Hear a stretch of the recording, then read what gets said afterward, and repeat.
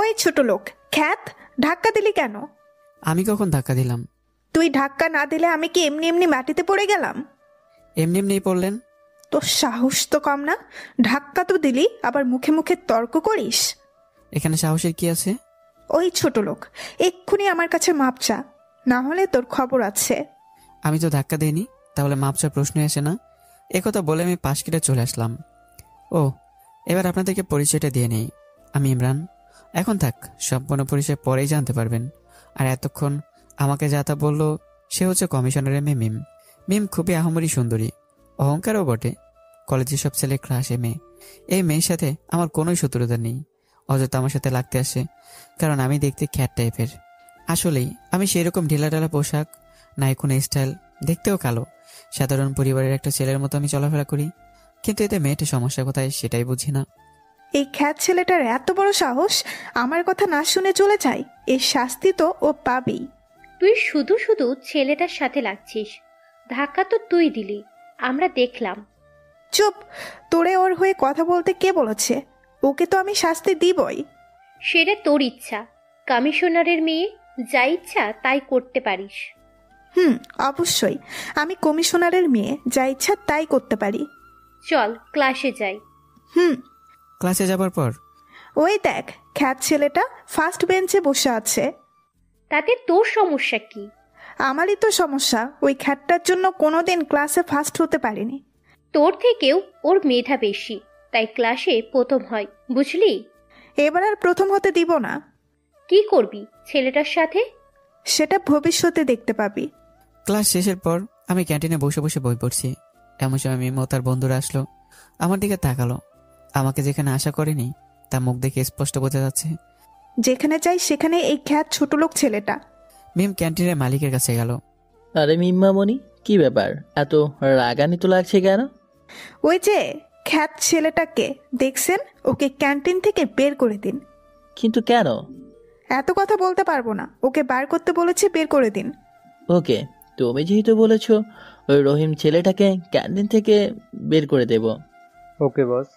তোকে ছেলেটা এবার কি করেছে যে তুই ওকে ক্যান্টিন থেকে বের করে দিচ্ছিস? ওই খ্যাতটাকে আমার সহ্য হয় না, তাই। এবার কিন্তু তুই বেশি বাড়াবাড়ি করছিস। ওই, তোদের এত ফাটছে কেন? উচিত কথা বললেই দোষ। চুপ থাক। এই যে ছেলে। যে আমাকে বলছেন? হ্যাঁ, তুমি এই মুহূর্তে এখান থেকে চলে যাও। কেন এখান থেকে যাব? যেতে বলেছি চলে যাও। এত কথা বলো কেন? এখানে বসার সবার অধিকার আছে, তাই আমি যাব না। সোজা কথা, না গেলে ঘাড় ধাক্কা দিয়ে বের করে দেব। দেখুন, আপনি বেশি বাড়াবাড়ি করছেন, কিন্তু আমি আপনার মালিকের কাছে বিচার দেব। মালিকের কাছে বিচার দিয়ে লাভ নাই, উনিই আপনাকে বের করে দিতে বলেছে। কি? কোথায় আপনার মালিক? ওই যে ওখানে। আমি দোকানের মালিকের কাছে গেলাম। এই যে আঙ্কেল, আপনি নাকি আমাকে বের করে দিতে বলেছেন? উনি না, আমি বের করে দিতে বলেছি। আপনি? কিন্তু কেন? তোকে আমার সহ্য হয় না, তাই। দেখুন, আপনি কিন্তু বেশি বাড়াবাড়ি করছেন, এর ফল ভালো হবে না। মিম এই কথা শুনে দিল আমাকে এক ধাক্কা। আমি ধাক্কা খেয়ে নিচে পড়ে গেলাম। হয় কি ভালো হবে না? তুই আমাকে হুমকি দিচ্ছিস? তোর তো সাহস কম না, কমিশনারের মেয়েকে হুমকি দিচ্ছিস, ছোট লোক একটা। আমি মাটি থেকে উঠে মিমকে একটা থাপ্পড় দিতে গেলাম, কিন্তু দিলাম না। হয়, তোর এত বড় সাহস, তুই আমাকে থাপ্পড় উঠাস? তোকে তো। মিম পুরো ক্যান্টিনে সবার সামনে আমার গালে দুটো থাপ্পড় মারলো। সবাই থাপ্পড়ের শব্দ শুনে দাঁড়িয়ে গেল। কেউ কিচ্ছু বলল না। কিছু বলতে গেলে তো সমস্যা, কারণ সে কমিশনারের মেয়ে। আমি প্রচণ্ড অপমানিত হলাম, কিন্তু তাকে কিছুই বললাম না, কারণ সত্যি কথা এই যে আমি মিমকে খুব পছন্দ করি। এইখান থেকে যাবি নাকি আরো দুইটা থাপ্পড় খাবি? আমি মাথা নিচু করে বাড়িতে চলে আসলাম। মিম, ছেলেটাকে সবার সামনে এইভাবে চড় মারলি, কাজটা একদম ঠিক করিসনি। ছেলেটা তোর কোনো ক্ষতি করছে না, শুধু শুধু ছেলেটাকে থাপ্পড় দিতে গেলি। হয় চুপ কর তোরা, এত মহৎ পানি আমাকে দিতে আসিস না। ওই খ্যাত ছোট লোক ছেলেটার সাহস কি করে হয় আমাকে হাত ওঠার? হাত তুলেছে, মারে নাই তো। তুই তো মেরেই দিয়েছিস। মেরে দিয়েছি, পুলিশে তো ধরিয়ে দেই নাই। আর একটা কথা নয় এই ব্যাপারে। আমি বাড়িতে এসে ফ্রেশ হয়ে সবার সাথে একসাথে লাঞ্চ করতে বসলাম। কি হলো? আমার দেবরটার গাল লাল হয়ে আছে কেন? দিছে রে দিছে, ইজ্জতের ফালুদা বানিয়ে দিছে। এই ভাবির কাছে কিছু লুকানো যায় না। আমি মনে মনে বললাম, সত্যি তো? কি রে, তোর গাল লাল কেন? আরে গালে মশা বসেছিল, তাই থাপ্পড় দিছিলাম মশা মারার জন্য। তুই এই চৌধুরী বাড়িতে মশা পেলি কোথায়? সত্যি করে বল, কি হয়েছে? কিছু হয়নি তো। তোকে কি কেউ মারছে? তোকে কত করে বললাম গার্ডদের সাথে নিতে। কি যে বলো বাবা, নেতার ছেলেকে মারার সাহস কারো আছে? হ্যাঁ আমি। আমার বাবা এই শহরের একজন নামকরা নেতা, আর আমি হলাম নেতার ছেলে। ইস রে, নেতার ছেলে! তোমাকে দেখলে কে বলবে নেতার ছেলে? কত সুন্দর স্মার্ট দেবতা আমার, কি রকম পোশাক পরে, চেহারায় কালি মাখে, চুলগুলো কি রকম যেন। তিনি নাকি নেতার ছেলে। আচ্ছা, তুই এভাবে ভার্সিটি যাস কেন? তোর মতলবটা কি বলতো? মতলব কিছুই না, আমার সময় হলে আমি আমার আসল গেট আপে ফিরে আসবো। কি জানি, তোমার ইচ্ছা। পরদিন কলেজে আমি ক্লাসের ফার্স্ট বেঞ্চে বসলাম। হঠাৎ করে মিম চিল্লাচিল্লি শুরু করলো। স্যার, আমার মোবাইলটা খুঁজে পাচ্ছি না। কি বলো, সত্যি নাকি? জি স্যার, সবাইকে চেক করেন, আমার মোবাইলটা নিশ্চয়ই চুরি হয়েছে। স্যারেরও কোনো উপায় নেই, কমিশনারের মেজা বলছে তাই করতে হবে। একে একে সবারই ব্যাগ সার্চ করা হয়েছে। এবারে আমার পালা। আমার ব্যাগ সার্চ করতেই মিমের মোবাইলটা পাওয়া গেল। স্যার, এই তো আমার মোবাইল। এই ছোট লোক ছেলেটা আমার মোবাইল চুরি করেছে। স্যার, ওকে এক্ষুনি কলেজ থেকে বের করে দিন। না স্যার, আমি চুরি করিনি, এটাই মেয়ের কোনো ষড়যন্ত্র। মোবাইলটা যেহেতু তোমার ব্যাগে পাওয়া গেছে, সেহেতু আমি আর কি করব। চল এক্ষুনি প্রিন্সিপালের রুমে। আমাকে প্রিন্সিপাল স্যারের রুমে নিয়ে যাওয়া হলো। প্রিন্সিপাল আমাকে ঝাঁতা বলে বের করে দিল। এবারের মতো মাফ করে দিল, আর এরকম কোনো ঘটনা ঘটালে কলেজ থেকে বের করে দেবে। আমি প্রিন্সিপালের রুম থেকে বেরিয়ে দেখলাম মিম হাসছে। আমার আর বুঝতে বাকি নেই এটা মিমের কাজ। আমি মিমের দিকে একবার তাকিয়ে কলেজ থেকে বাসায় চলে আসলাম। কি গো, আমার দেবতার মন খারাপ? এই অবেলায় শুয়ে আছে যে? মনটা খুব খারাপ ভাবি। কেন, কি হয়েছে আমাকে বলো তো। তারপর আমি ভাবিকে প্রথম থেকে মিমের সাথে ঘটে যাওয়া সব ঘটনা সবকিছু খুলে বললাম। ভাবি, আমাকে মেয়েটা দুচোখে দেখতে পারে না, শুধু শুধু অপমান করে। এরকম খ্যাতকে কে পছন্দ করবে? তুমি মুখে এইসব কালি টালি মুছে মিমকে শায়েস্তা করতে পারো না? কিন্তু ভাবি, এই মেয়েটাকে যে আমি পছন্দ করে ফেলেছি। কি, শুধু পছন্দ নাকি অন্য কিছু? জানি না ভাবি। বাহ বাহ, এখন আবার লজ্জা পাচ্ছে। এজন্যই তো বলি, আমার দেবতা মেয়েটাকে কিছু বলছে না কেন। উনি যে মেয়েটাকে ভালোবেসে ফেলেছে। সমস্যা নাই, তাড়াতাড়ি তোমার ওই খ্যাত গেট আপ চেঞ্জ করে মেয়েটাকে এই বাড়ির বউ করে নিয়ে আসো। আনবো ভাবি, আনবো। ওকে তো এবারই বউ করে আনবই। আমার সব হিসাব তুলবো। কি হিসাব? সময় হলে সব বুঝতে পারবে। তোমার শুধু সময় হলে, কিন্তু সময়টা কোন দিন হবে? খুব শীঘ্রই আসতে চলেছে। কি জানি ভাই, অপেক্ষা করে আছি আমি তোমার সময়টার জন্য। হ্যাঁ, অপেক্ষা করো, অপেক্ষার ফল মিষ্টি হয়। এভাবেই দেখতে দেখতে কেটে গেল 2 মাস। এই 2 মাসে মিম আরও নানানভাবে আমাকে অপমান করে গেছে, কিন্তু আমি কোনো প্রতিবাদ করিনি। কেন করিনি সেটা শুধু আমি জানি। আজ বার্ষিক পরীক্ষার রেজাল্ট ঘোষণা হবে, মানে 3rd ইয়ারের। সবাই খুব উৎসাহ হয়ে আছে এই রেজাল্ট নিয়ে, কারণ সবাই দেখতে চায় এবারও কি এই খ্যাত ছেলে প্রথম হয়েছে কিনা। মিম তো মনে মনে ধরে নিয়েছে যে এবার যদি প্রথম না হয় তাহলে আমাকে কলেজ থেকে বের করে দেবে। এখন প্রিন্সিপাল রেজাল্ট ঘোষণা করবেন। বরাবরের মতো এবারও প্রথম হয়েছে আমাদের কলেজের সবচেয়ে মেধাবী ছাত্র ইমরান। Congratulation young man. ধন্যবাদ স্যার। সবাই হাততালিতে আমাকে অভিনন্দন জানাচ্ছে, কিন্তু একজন জানাচ্ছে না, সে হচ্ছে মিম। মিম তো সব দেখছে, আগে ফুসছে। সে এখানে এক মুহূর্ত দাঁড়ালো না, বাড়িতে চলে আসলো। ওই খ্যাত ছেলেটা এবারও প্রথম হয়েছে, ওকে তো আমি কলেজ ছাড়া করবই। 4র্থ বর্ষে ক্লাস শুরু হয়ে গেছে। সবাই যার যার ক্লাসরুম খুঁজে নিচ্ছে। আমি আজকে কলেজে এসেছি। আমি গেট দিয়ে কলেজের ভেতরে প্রবেশ করা মাত্রই মিম এসে আমার সামনে দাঁড়ালো। আপনি আমার পথ আটকালেন কেন? ক্ষমা চাইতে। মানে? আমি তোমার সাথে অনেক অন্যায় করেছি, অনেক অপমান করেছি। এসব কিছুর জন্য আমি অনুতপ্ত। তুমি আমাকে ক্ষমা করে দাও প্লিজ। মিম আমাকে কি বলছে এগুলো? আমি নিজের কানকে বিশ্বাস করতে পারছি না। মনে মনে বললাম, কি হলো? আমি জানি তুমি আমাকে ক্ষমা করবে না। তুমি যদি আমাকে ক্ষমা না করো, আমি এই মুহূর্তে তোমার পায়ে ধরবো। পা ধরতে হবে না, আমি মাফ করে দিয়েছি। না, তুমি মন থেকে বলছো না। আমি আগের সব ঘটনা বলে মিমকে ক্ষমা করে দিলাম। মন থেকে বলছি, ক্ষমা করে দিয়েছি। সত্যি? সত্যি। তাহলে আজ থেকে আমরা ফ্রেন্ড। ওকে ফ্রেন্ড। তাহলে এখন থেকে নো আপনি, অনলি তুমি। ওকে? ওকে তুমি। মিম আর আমি দুজনে ভালো বন্ধু হয়ে যাই। কলেজের কেউ এই বিষয়টা হজম করতে পারছে না যে মিম 2 দিন আগে আমাকে ছোট লোক বলে অপমান করতো, আর এখন সে আমাকে বন্ধু বানিয়েছে। ঘটনা কি? একদিন রাতে ফোনে, কি করো? বসে আছি। তুমি? আমিও। এই শোনো না, তোমার জন্য কাল একটা সারপ্রাইজ আছে। কি সারপ্রাইজ? কলেজে আসলে দেখবে। আমার তো এখনই শুনতে মন যাচ্ছে, বলো না। এখন বলে দিলে তো সেটা সারপ্রাইজ থাকবে না। হ্যাঁ সেটাই তো। ওকে, ঘুমাও, কাল দেখা হবে। Good night. Good night. পরদিন কলেজে। এত দেরি কেন? কতক্ষণ অপেক্ষা করে আছি। তা আজকে এত অপেক্ষা কেন? বলছি না তোমাকে আজকে একটা সারপ্রাইজ দিব। কি সারপ্রাইজ দেবে তাও? আমার আর তর্স হয়েছে না। চলো। হ্যাঁ চলো। মিম আমাকে নিয়ে একটা দোতলা রুমে গেল। রুমে গিয়ে মিম দরজা বন্ধ করে দিল। দরজা বন্ধ করছো কেন? তোমাকে সারপ্রাইজ দেওয়ার জন্য। মানে? তোর মনে কি একবারও প্রশ্ন জাগেনি যে মিম তোকে দুই চোখে দেখতে পারে না? সে মিম হঠাৎ তোর সাথে ফ্রেন্ডশিপ কেন করলো? তুই আসলে একটা গাধা, বোকা, খ্যাত। তোর সাথে আমি ফ্রেন্ডশিপ করব, তুই ভাবলি কি করে? আমি নীরব দর্শকের মতো সব শুনছি।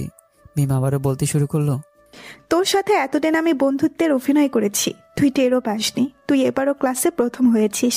তোর মতো খ্যাত ছেলে কিভাবে ক্লাসে প্রথম হয় আমি বুঝি না। তোকে আজকে কলেজ থেকে বার করবই। মানে? বাঁচাও, বাঁচাও, কে আছো? আমাকে বাঁচাও। মিম তার জামার হাতের ফোল্ড নিজের হাতেই টেনে টেনে ছিঁড়ে ফেললো। সে চুলগুলো উস্কো খুস্কো করে বাঁচা বাঁচা করে চিৎকার করছে। মিম এরকম কেন করছো? পাগল হয়ে গেলে নাকি? মিমের চিৎকার শুনে সবাই দোতলা রুমে চলে এসছে। মিম রুমের দরজা খুলে দিয়ে তার বান্ধবীদের কাছে গিয়ে জড়িয়ে ধরলো। সবাই তো আমাকে আর মিমকে এই অবস্থায় দেখে অবাক। আমি তো কথা বলার ভাষা হারিয়ে ফেলেছি। এতক্ষণ আমার সাথে কি হলো আমি কিছুই বুঝে উঠতে পারছি না। স্যার, এই ইমরান আমাকে কি সারপ্রাইজ দিবে বলে এই রুমে এনেছে। আমি রুমে আসা মাত্রই দরজা বন্ধ করে মিম কাঁদতে কাঁদতে কথাগুলো বলল। ইমরান, এইগুলা কি? তোমার মতো ছাত্র এইসব করে? তুমি এত নীচ? স্যার বিশ্বাস করেন আমি কিছু করিনি। এইসব মিমের সাজানো নাটক। কেউ কি নিজের ইজ্জত নিয়ে নাটক করবে? তোমাকে তো ভালো মনে করেছিলাম, কিন্তু তুমি। স্যার আপনাদের সবার চোখে মেয়েটা বন্ধ করে দিয়েছে, তাই সবাই মিথ্যাকে বিশ্বাস করছেন। চুপ, তুমি আর কোনো কথা বলবে না। চলো প্রিন্সিপালের রুমে, যা করবে উনি করবে। আমাকে প্রিন্সিপাল রুমে নেওয়ার পর তিনি আমাকে থাপ্পড় মারে এবং টিসি দিয়ে কলেজ থেকে বের করে দেয়। মিম তখনও কাঁদছিল। মিমের এই মিশে কান্নার পাতে সবাই পড়ে গেছে। আমি কলেজ থেকে বের হওয়ার সময় মিমের দিকে একবার তাকাই। মিম একটা হাসি উপহার দিল আমাকে, যে হাসিটা আমি ছাড়া আর কেউ দেখতে পাইনি। ক্যান্টিনে। ওই মিম, আমি জানি ইমরান কখনো তোর সাথে এমন খারাপ কাজ করবে না। কাহিনী কি সেটা বল। কাহিনী আবার কি? ও আমার শরীরে তো সামান্য টাচও করতে পারবে না, আবার আমার জামা ছিঁড়বে। সবকিছু আমি ইচ্ছে করে করেছি ওই খ্যাটটাকে কলেজ থেকে তাড়ানোর জন্য। দেখ, কাজটা তুই একদম ঠিক করিস নি। সবাই ছেলেটাকে কিভাবে অপমান যা তা বলল, তোর কি একটুও খারাপ লাগেনি? না, লাগেনি। তুই একবার চিন্তা করে দেখিস তুই ওর সাথে কি করছিস। এদিকে আমার বাসায়। কি হলো আবার? দেবরটার গাল আজকেও দেখি লাল। কি আজকেও মারছে নাকি? না, আজকে প্রিন্সিপাল মারলো। কি? কেন? তারপর আমি ভাবিকে সবকিছু খুলে বললাম। একজন নেতার ছেলে বারবার কমিশনারের মেয়ের অপমান করছে, তুমি কিছু বলছো না কেন? কাল থেকে বলবো। কিভাবে? কাল থেকে আমি আমার আসল গেটআপে আসবো। সবাই কালকে নেতা ছেলে ইমরানকে দেখবে। সত্যি? হ্যাঁ মেরি ভাবি। শুনে খুশি হলাম। এবার মিম আমার দেবরের হিরোগিরি দেখবে, নেতার ছেলেকে দেখবে। রাতে ডিনারের সময় বাবাকে বললাম, বাবা কালকে কলেজে যেতে আমার কিছু গার্ড লাগবে। কি? আমি কি শুনছি? কাল থেকে আমি নেতার ছেলে। সত্যি? এই খ্যাত কালই সব চেঞ্জ? হ্যাঁ। ওকে, তোমার যা ইচ্ছা তাই করো। কমিশনারের মেয়ে, কাল থেকে তোমাকে বোঝাবো নেতার ছেলে কি জিনিস। অন্যদিকে আমার কি ইমরানের সাথে এটা করা ঠিক হলো? ও তো কত বিশ্বাস করে আগের সব ভুলে আমার সাথে ফ্রেন্ডশিপ করলো। ধ্যাত, আমি এসব কি ভাবছি? ওই খ্যাতের সাথে কে ফ্রেন্ডশিপ করবে? যা হয়েছে মনে হয় ভালোই হয়েছে। পরদিন কলেজ গেট দিয়ে কালো নিউ 27 রক ব্র্যান্ডের একটা গাড়ি ঢুকলো। পেছন দিয়ে আরো দুইটা দামি দামি ব্র্যান্ডের গাড়ি ঢুকলো। কলেজ মাঠের মাঝখানে 3টি গাড়ি থামলো। পেছনে গাড়ি দুইটি থেকে 4জন একই পোশাক পরা লোক বের হয়ে সামনে কালো গাড়িটার দরজা খুলে দিল। গাড়ির হর্ন শুনে সকল ছাত্রছাত্রীরা মাঠে অবাক দৃষ্টিতে চেয়ে আছে। তাদের চেহারা দেখে বোঝা যায় তারা জানতে যাচ্ছে এরা কারা, কারণ গাড়ির ভিতরে লোককে এখনো তারা দেখেনি। যেইমাত্র গাড়ির ভিতর থেকে লোকটা মাথা বের করে সোজা হয়ে দাঁড়ালো, সবারই মুখে একটা শব্দে উচ্চারিত হলো, ইমরান। হ্যাঁ, গাড়ির লোকটি আর কেউই নয়, সেটা ছিলাম আমি। কালো প্যান্ট, কালো শার্ট, কালো চশমা আর জিমওয়ালা বডি দেখা যাচ্ছে, চুলগুলো স্প্যাক করা, ফর্সা চেহারা, সব মিলে পারফেক্ট একটা হিরো। কলেজে সব মেয়েরা হা হয়ে তাকিয়ে আছে। তারা ভাবছে এমন স্মার্ট সুদর্শন ছেলে মনে হয় না এই কলেজে আছে। সবাই তো অবাক যে আমার কোনো ডুপ্লিকেট নাকি। মিম তো এই দৃশ্য দেখে বিষম খেয়ে গেল। পরে নিজেকে সামলে নিল। মিম আমার কাছে আসতে চাইলেও ওই 4 জন লোক মিমকে বাধা দেয়। আমি ইশারায় লোকগুলোকে সরে আসতে বললাম। মিম আমার কাছে আসলো। বাবা, চেহারা তো ভালোই পাল্টিয়েছিস। খ্যাত ছেলেটা এখন হিরো, তা গাড়ি এই লোকগুলোকে কয়দিনের জন্য ভাড়া করে এনেছিস? আমি কোনো কথা না বলে মিমের ঠোঁটের সাথে নিজের ঠোঁট জোড়া বসিয়ে কিস করতে লাগলাম। মিমের চোখ তো কোটর থেকে বের হয়ে আসার উপক্রম। ও ভাবেনি যে আমি তাকে কিস করে বসবো। মিম ছোটার জন্য লাফালাফি করছে, কিন্তু ছুটতে পারছে না। প্রায় কিছুক্ষণ পর মিমকে ছেড়ে দিলাম। মিম আমাকে থাপ্পড় মারতেই আমি তার হাত ধরে ফেললাম। How dare you! ডিয়ারের কি দেখেছিস? অনেক সহ্য করেছি। আর না, পুরো কলেজের সবার সামনে আমাকে অপমান করেছিস, তার সামান্য শাস্তি এটা। ইমরান কি জিনিস তুই হারে হারে টের পাবি, কমিশনারের মেয়ে। আমি মিমকে সাইডে সরিয়ে চোখে চশমা পরে প্রিন্সিপালের রুমের দিকে হাঁটা ধরলাম। এদিকে মিম তার কমিশনার বাপকে ফোন দিয়ে সবটা বলল। আমি নক না করে প্রিন্সিপাল স্যারের রুমে ঢুকে গেলাম। এই ছেলে, তুমি এখানে কেন? কলেজে ঢোকার সাহস কে দিয়েছি তোমাকে? কলেজে ঢুকেছি তাতে আপনি সাহস দেখছেন? আপনাকে যে কলেজ থেকে বের করে দেব তখন কি বলবেন? তোমার সাহস কি করে হয় একজন প্রিন্সিপালের সাথে এভাবে কথা বলার? তুমি জানো এই মুহূর্তে তোমাকে আমি পুলিশে দিতে পারি। আপনি প্রিন্সিপাল থাকলে তো আমাকে পুলিশে দেবেন? এই ছেলে, তুমি কিন্তু তোমার লিমিট ক্রস করছো। হ্যাঁ, লিমিটে প্রশ্ন তুলছেন? যখন আপনি সামান্য কমিশনারের মেয়ের কথা শুনে কলেজ থেকে বের করে দিয়েছেন আমাকে, তখন আপনার লিমিট কোথায় ছিল? তোমাকে বলতে বাধ্য নই। তুমি বের হও রুম থেকে। Guard, guard! প্রিন্সিপালের গার্ডরা আসলে আমার গার্ডরা তাদের আটকে ফেলে। গার্ডকে ডাকছেন কেন? আপনি সেই কমিশনারকে ডাকুন। প্রিন্সিপাল তার মোবাইল হাতে নেওয়া মাত্রই প্রিন্সিপালের ফোন বেজে উঠল। হ্যালো। কি? সরি স্যার, আর এমন ভুল হবে না, এবারের মতো মাফ করে দিন। প্রিন্সিপাল হাত থেকে ফোন রাখলো। কি, কমিশনারকে ফোন দেবেন না, নাকি এখন নেতার ছেলের গোলামি করবেন? প্রিন্সিপাল চুপ করে আছে। একটা নাম করা বিশ্ববিদ্যালয়ের প্রিন্সিপাল আপনি, কারো গোলামি আপনার মানায় না। আর এখন থেকে সঠিক তথ্য জেনে বিচার করবেন।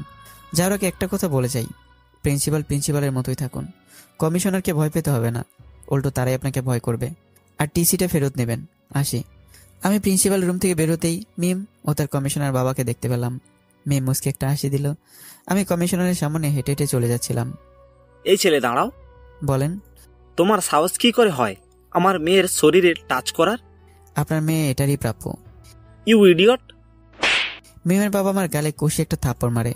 আমি মিমের বাবাকে কিছু না বলেই মিমকে গিয়ে একটা থাপ্পড় মারি। আপনি মুরব্বী মানুষ, তাই আপনাকে থাপ্পড়টা না দিয়ে আপনার মেয়েটাকে দিলাম। ইউ ইডিয়ট, বেয়াদব! তুই কমিশনারের সামনে তার মেয়েকে থাপ্পড় মারিস? তোকে এই মুহূর্তে আমি জেলে নিক্ষেপ করব। তাই নাকি? হাবিলদার, ওকে নিয়ে চল। আরে দাঁড়ান কমিশনার সাহেব। আমি আমার পকেট থেকে মোবাইলটা বের করে কাউকে কল করলাম। সকল ছাত্রছাত্রী উৎসুক হয়ে আজ নতুন এক ইমরানের কাহিনী দেখছে। তারা জানতে উৎসাহী কে এই ছেলে। তুই ফোন দিয়ে আমাকে ভয় দেখাচ্ছিস? দেখি তোর কোন বাবা আসে তোকে বাঁচাতে। আপনার মোবাইলটা হাতে নিন। কমিশনার মোবাইল হাতে নেওয়া মাত্রই তার ফোনটা বেজে উঠল। কমিশনার আমার দিকে তাকালো।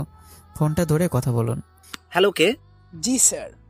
সরি স্যার, ভুল হয়ে গেছে। না স্যার, আমার চাকরিটা শেষ করবেন না। মিম তো অবাকে তার বাবার কথা শুনছে। কমিশনার ফোনটা রাখলো। কি হয়েছে বাবা? তুমি নেতার ছেলে? আমাকে উদ্দেশ্য করে বলল। কি, ও নেতার ছেলে? হ্যাঁ, আমি নেতার ছেলে। এই শহরের নাম করা নেতা মাহমুদ চৌধুরীর ছোট ছেলে ইমরান চৌধুরী। এতদিন আমি সবার সাথে মিশে সবাইকে জানতে চেয়েছি কে ভালো কে খারাপ। যারা এতদিন এই নেতার ছেলের সাথে খারাপ আচরণ করেছে তারাই শাস্তি পাবেই। আমি চশমা চোখে দিয়ে চলে যাচ্ছিলাম, কি মনে করে মিমের কাছে আসলাম। আর হ্যাঁ, তোকে তো আমি ছাড়ছি না। অনেক অপমান করেছিস, থাপ্পড়ে দিয়েছিস, কিছুই বলিনি, কিন্তু মিথ্যা অপবাদ দিয়ে কলেজ থেকে বের করে দেওয়া তোর মোটেই উচিত হয়নি। আবার দেখা হবে। See you again. তারপর আমি সেখান থেকে চলে আসলাম। মিম এতক্ষণ নীরব দর্শকের মতো সব শুনে গেল। পুরো কলেজে একদম নিশ্চুপ হয়ে গেল। এতদিন এই ক্ষেত ছেলেটাকে এত অপমান করেছে, সেখানে নেতার ছেলে। মিম তো পুরাই হা হয়ে গেছে। কি থেকে কি হয়ে গেল? কোথায় খ্যাত ছোট লোক ছেলে আর কোথায় নেতার ছেলে? মিমের বাবা কমিশনার কিছু না বলে চলে গেল। মিমের বান্ধবীরা মিমের কাছে আসলো। দেখলি তো, ছেলেটাকে খ্যাত ছোট লোক বলে অপমান করতি, আর এখন সে নেতার ছেলে। আর এই জন্য মানুষকে ছোট করতে না। এখন দেখ সামনে কি হয়। চুপ করবি তোরা? মিম হনহন করে হেঁটে কলেজ থেকে বের হয়ে গেল। এদিকে আমি বাসায় পৌঁছে গেলাম। ভাবি, এক গ্লাস পানি দাও তো। এই নেও। তা আজকে নেতার ছেলেকে দেখে সবাই কি অবস্থা হলো? অবস্থা দেখে আর কি হবে, ওদের অবস্থা আমি এখন সামনে থেকে এরকম করতেই থাকবো। তা মিমের রিয়েকশন কেমন ছিল? প্রথমে তো আমাকে কথা শুনে দিল, তারপর যখন সত্যি সত্যি বিলিভ করলো আমি নেতার ছেলে, তখন মুখটা একেবারে হা হয়ে গেল। তাই নাকি? তা পরের ধাপটা কি?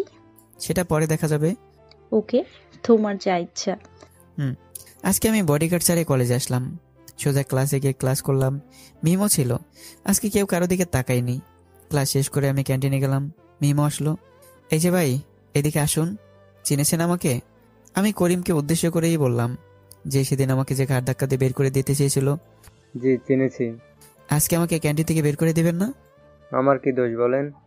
আমার বস বলেছে আপনাকে বের করে দিতে। আপনার বসকে ডাকুন। করিম তার বসকে ডাক দিল। আসুন স্যার, এইদিকে আসুন। আমাকে নিশ্চয়ই চিনেছেন, যাকে একদিন এই ক্যান্টিন থেকে বের করে দিয়েছিলেন। আজকে যদি আপনাকে এই ক্যান্টিন থেকে বের করে দেই? না, এমন করবেন না। আমি তো কমিশনারের মেয়ের কথা শুনে এমন করেছি। শুধু কমিশনারের মেয়ে, কমিশনারের মেয়ে যান সামন থেকে। হঠাৎ করে একটা ছেলে এসে মিমকে প্রপোজ করলো। মিম রিজেক্ট করলো। ছেলেটি মিমকে জোর করে। এতে মিম রেগে যায় আর ছেলেটাকে কষে একটা থাপ্পড় মারে। তোর তো সাহস কম না, তুই আমার হাত ধরিস? যা, ভাগ এখান থেকে। এই থাপ্পড়ের প্রতিশোধ আমি নেবই। যা নিস। মিম হঠাৎ করে এসেই আমার সামনে দাঁড়ালো। ইমরান, তুমি আমাকে ক্ষমা করে দাও। আমি জীবনেও আর কারোর সাথে খারাপ আচরণ করব না। এই তোরা দেখ, তোদের কমিশনারের মেয়ের নতুন ড্রামা। এটা কোনো ড্রামা নয়, আমি সত্যি বলছি। বিলিভ করো, এই শেষবারের মতো আমাকে ক্ষমা করে দাও। তোকে বিশ্বাস করবো? হাসাইলি। এতদিন খেত ছোট লোক ছেলে বলে অপমান করেছিস, আর এখন নেতার ছেলে, স্মার্ট, সুন্দর, বড় লোকের সন্তান, এখন এসেছিস ক্ষমা চাইতে? তোকে কোনোদিনও ক্ষমা করবো না। আমি এই কথা বলে সেখান থেকে চলে আসলাম। মিমের বান্ধবীরা মিমের কাছে আসলো। মনে হয় না ওই কোনোদিন তোকে ক্ষমা করে দিবে। ওকে ক্ষমা করতেই হবে, একবার না বারবার ওর পিছনে লেগে থাকবো। ক্ষমা না করে যাবে কোথায়? আমরা আছি তোর সাথে।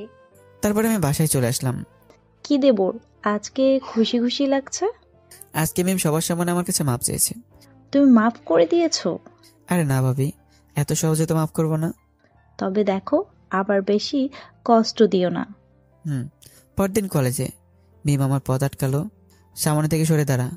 না, আগে তুমি আমাকে ক্ষমা করে দাও। আমি তোমার সাথে বন্ধুত্ব করতে চাই। কি বললি বন্ধুত্ব? সামান্য একটা কমিশনারের মেয়ের সাথে আমার বন্ধুত্ব মানায়? সামনে থেকে সর বলছি। না, আমি সরবো না। আমার সাথে বন্ধুত্ব করতেই হবে। সামনে থেকে সরে যা বলছি, তা না হলে কিন্তু। তা না হলে কি? আমি হাত দিয়ে মিমকে ধাক্কা দিলাম। মিম তাল সামলাতে না পেরে নিচে পড়ে গেল। আর বলেও আমার সামনে আসবি না। আমি হনন করে চলে গেলাম সেখান থেকে। মিমের চোখ দিয়ে দুপোটা পানি বের হলো, যা আমার চোখের হলো না। তোমার সামনে আমি আর আসবো না, কিন্তু তুমি যদি আমার সামনে আসো তাহলে আমিও তোমাকে আর ছাড়ছি না। আমি ক্যান্টিনে বসে আছি, এমন সময় মিমের বান্ধবীরা আমার কাছে দৌড়ে আসলো। ইমরান ভাই। কি হয়েছে? তোমরা তো হাঁপাচ্ছ কেন? মিমকে ওই নাহিদ ছেলে প্রপোজ করছে। মিমকে তুলে নিয়ে গেছে, তুমি ওর হাত থেকে মিমকে বাঁচাও। দেশে কি আর মানুষ পেলে না? ওই মিমকে আমাকে বাঁচাতে হবে? আপনি ছাড়া আর কেউ ওকে বাঁচাতে পারবেন না। ওকে আমি দেখছি। অন্যদিকে ওই, তোর সাহস তো কম না? আমাকে তুলে এনেছিস। আমার বাবা জানলে তোর খবর করে দিবে। তাই নাকি? তোর দেখি অনেক তেজ। আজকে তোর তেজের 12টা বাজাবো। কি করবি তুই? তোকে রেপ করব। দেখ, এর ফল কিন্তু ভালো হবে না। নাহিদ এক পা করে মিমের দিকে এগিয়ে যাচ্ছে। নাহিদ মিমকে ধরে বিছানায় ফেলে দিল। নাহিদ মিমের উপর বিছানায় ঝাঁপিয়ে পড়বে, এমন সময় দরজা ভাঙার শব্দ। নাহিদ পিছনে তাকালো। ইমরান তুই? হ্যাঁ, ওকে ছেড়ে দে। না, আমাকে আমার কাজ করতে দে, তুই চলে যা। ছেড়ে দে বলছি। না। আমি দৌড়ে গিয়ে নাহিদের পেটে এক লাথি মারলাম। তারপর নাহিদকে ইচ্ছা মতো পিটে এবারের মতো ছেড়ে দিলাম। আমি মিমের দিকে তাকালাম। কমিশনারের মেয়ে হলে যে তেজ দেখাতে হবে এমন কোনো কথা নেই। এই তেজের জন্য আজকে তোর ইজ্জত যেত। আর দেখাবো না। আমি চলে যাচ্ছিলাম। আমাকে বাড়িতে পৌঁছে দিয়ে এসো। চলো। হঠাৎ করে আকাশে মেঘে ডেকে গেল। পরিবেশটা আস্তে আস্তে অন্ধকার হয়ে যাচ্ছে। বিদ্যুৎও চমকাচ্ছে। আমি মিমকে গাড়িতে বসতে বলে নিজেও গাড়িতে বসে গাড়ি স্টার্ট দিলাম। আকাশে বৃষ্টি শুরু হয়ে গেল। গোল করে আওয়াজ হচ্ছে। মিম আর আমার কারো মুখে কোনো কথা নেই। হঠাৎ মাঝ রাস্তায় গাড়িটা বন্ধ হয়ে গেল। কি হলো? গাড়ি থামালেন কেন? আমি গাড়ি থামাইনি, নিজে থেমে গেছে। মানে? গাড়ি মনে হয় নষ্ট হয়ে গেছে। আমি বের হয়ে দেখছি বাইরে বৃষ্টি হচ্ছে তো। তো কি হয়েছে? আরে আমি মিমকে কিছু বলতে না দিয়ে কোটটা গাড়িতে রেখে দরজা করে বের হয়ে গেলাম। খুব জোরে জোরে বৃষ্টি হচ্ছে, জোরে জোরে বিদ্যুৎও চমকাচ্ছে। নির্জন পরিবেশ, বৃষ্টির আওয়াজে আশেপাশের কোনো কিছু শোনা যাচ্ছে না। আমি গাড়িটার ইঞ্জিনটা পরীক্ষা করছি। আমি কোনোভাবেই গাড়ির সমস্যা সমাধান করতে পারলাম না। ড্যাম ইট, এটি এক্ষুনি খারাপ হতে হলো। এই নির্জন জায়গায় মনে হয় না কোনো সাহায্য পাবো। তার উপরে বৃষ্টি, বিপদ যখন আসে চারদিক থেকে আসে। আমি গাড়িতে একটা লাথি মারলাম। আকাশ থেকে বৃষ্টি পড়ছে। আমি উপর দিকে তাকিয়ে চোখ বন্ধ করে আছি। বৃষ্টির পানি আমার মুখে আসছে পড়ছে। হঠাৎ আমি আমার পাশে কার উপস্থিতি টের পেলাম। পাশে তাকিয়ে দেখি মিম। আমার মেজাজ তো 450 ভোল্টের মতো জ্বলে উঠলো। এটি কি ফাজলাম হচ্ছে? কই কি ফাজলামি হচ্ছে? গাড়ি থেকে নেমে বৃষ্টিতে ভিজছিস কেন? বৃষ্টি আমার ভালো লাগে তাই ভিজছি। দেখ ভালো ভালো বলছি, তাড়াতাড়ি কি গাড়িতে বস। না, আমি বৃষ্টিতে ভিজবো। একথা বলে মিম দৌড়ে রোডের মাঝখানে চলে গেল, হাত প্রসারিত করে উপর দিকে তাকিয়ে লাফালাফি করছে। আমি দৃশ্য দেখে আমার সব রাগ পানি হয়ে গেল। আমি মুগ্ধ নয়নে মিমকে দেখছি। এই কঠিন হৃদয়ের মেয়েটাও এমন গুণ আছে, আমি আজ না দেখলে বিশ্বাস করতে পারতাম না। আজকে যদি সব ঠিক থাকতো, আমি হয়তো মিমকে আমার মনের সব কথা খুলে বলতাম। এই রোমান্টিক পরিবেশে হয়তো নতুন কোনো গল্পের সূচনা হতো, কিন্তু তা সম্ভব না। মিমের প্রতি যে ঘৃণা জন্মেছে তা এত সহজে মনে হয় না মুছে যাবে। মিম লাফাতে লাফাতে এক পর্যায়ে গাড়ির দিকে চোখ যায়। গাড়ির কাছে আমি নেই। মিমের হঠাৎ প্রচন্ড ভয় লাগা শুরু করলো। সে গাড়ির কাছে এসে গাড়ির ভিতরে আশেপাশে খুঁজলো, কিন্তু কোথাও আমাকে পায় না। হঠাৎ একটা গাড়ি এসে মিমের সামনে থামলো। গাড়ি থেকে 3টা লোক বের হলো। বাহ বাহ, আজকে রাতটা মনে হয় ভালোই কাটবে। হোম, এমন একটা সুন্দর পাখি ওভাবে রাস্তায় পেয়ে যাব ভাবতেই পারিনি। বেশি কথা না বলে পাখিটাকে নিয়ে চল। লোকগুলো মিমকে টানতে টানতে গাড়িতে ওঠাবে, এমন সময় এই যে ভাইয়ারা দাঁড়ান। আমার কথা শুনে লোকগুলো পিছনে তাকালো। মিম এই সুযোগে তাদের হাতে কামড় দিয়ে দৌড়ে আমার বুকে এসে ঝাঁপিয়ে পড়লো। আমি তাল সামলাতে না পেরে এক পা পিছিয়ে গেলাম। মিম কান্না করছে। আমি তো আরো একবার বাবা থেকে খেয়ে গেলাম। আজকে আমি কোন মিমকে দেখছি? আমি মিমকে বুক থেকে তুলে মিমের মুখের দিকে তাকালাম। মিমের চোখের পানি এই বৃষ্টির পানির মধ্যেও স্পষ্ট বোঝা যাচ্ছে। আমি মিমকে নিয়ে চলে যাচ্ছিলাম। ওই বেটা, তুই আমাদের পাখিকে নিয়ে কই যাস? মেয়েটা কে হয় তোর? আমি কিছু বলতে যাব, তার আগে মিম উত্তর দিয়ে দিল। ওই বেটা কাকে বলছিস? ও আমার জামাই, আমি তার বউ। মিমের কথা শুনে আমি তো বিষম খেয়ে উঠলাম। আমি মিমের দিকে তাকাতেই মিম আমাকে চোখ টিপ মারলো। সাহস থাকলে আয়, আমার জামাইয়ের কাছ থেকে আমাকে নিয়ে যা। আমি মিমের কানে কানে ফিসফিস করে বললাম, এই কি হচ্ছে এটা কি? এই মোটা 3টা লোকের সাথে একা একা পারবো না। তুই তো আমাকে মেরে ফেলবি নাকি? কি? ওদের সাথে পারবে না? তাহলে এখন উপায়? তাহলে আর কি, এখান থেকে পালাতে হবে। কি পালাতে হবে? হ্যাঁ, শুরু করো। 1 2 3। আমি মিমের হাতটা ধরে দিলাম এক দৌড়। ওই ধর ধর, পালিয়ে যাচ্ছে। লোক 3টা আমাদেরকে তাড়া করছে। আমি দৌড়াতে দৌড়াতে জঙ্গলের অনেক দূরে চলে আসলাম। হঠাৎ মিম থেমে গেল। আমি আর পাচ্ছি না। শক্তি শেষ? তখন আমাকে জামাই বললে কেন? তো কি হয়েছে? জামাই তো আর হয়ে যাওনি। তোর জামাই হতে আমার বয়ে গেছে। এখন কি করব? এই জঙ্গলে রাত কাটাতে হবে। কি? পারবো না। তোর জন্যই তো বিপদে পড়লাম। তোকে কে বলেছে গাড়ি থেকে বের হতে? বের না হলে তো আর বিপদে পড়তাম না। আমি কি জানতাম নাকি বিপদ হবে? তাছাড়া বৃষ্টিতে ভেজার লোভ সামলাতে পারিনি। হয়েছে, এখন জঙ্গলে রাত কাটা। কিছুক্ষণ পর মনে হয় না জঙ্গলে রাত কাটাতে হবে। মানে? ওই যে ওখানে একটা ঘর দেখা যাচ্ছে, মনে হয় কেউ ওখানে থাকে। তাহলে তাড়াতাড়ি চলো। মিম আর আমি সেখানে গিয়ে দেখি ছোট একটা কুঁড়ে ঘর। এইখানে কেউ থাকতে পারে, তাদের ভয় করে না? আমি দরজাটা টোকা দিলাম। দরজা খুলে ভেতর থেকে একটা বৃদ্ধ বের হয়ে আসলো। কে তোমরা? আমি কিছু বলতে যাব তার আগেই, আমরা স্বামী স্ত্রী বিপদে পড়ে এখানে এসেছি। আজকে রাতে আমাদের থাকার জন্য একটা জায়গা দরকার। আমি মিমের দিকে অগ্নি দৃষ্টিতে তাকালাম। তাতে মিমের কোনো ভ্রুক্ষেপ নেই। ভিতরে আসো। আমি মিম দুজনে ভিতরে প্রবেশ করলাম। একটা বিছানা, একটা কাঁথা দেখা যাচ্ছে, আর কিছুই নেই। মিম আর আমি দুজনেই চুপসে গেছি। তোমরা দুজন দেখছি ভিজে চুপসে আসো। কাপড় চোপড় নাই সাথে? নাই। তোমাদের জন্য কোনো কাপড় চোপড় ব্যবস্থা করতে পারবো না, আমি একলা মানুষ। সমস্যা নেই, এক রাতই তো। তাহলে তোমরা থাকো, আজকে রাতে আমি বাইরে ঘুমাই। আমি কিছু বললাম না, কারণ আর কোনো উপায় নেই। আমি মিমকে ভিতরে রেখে বাইরে চলে আসলাম।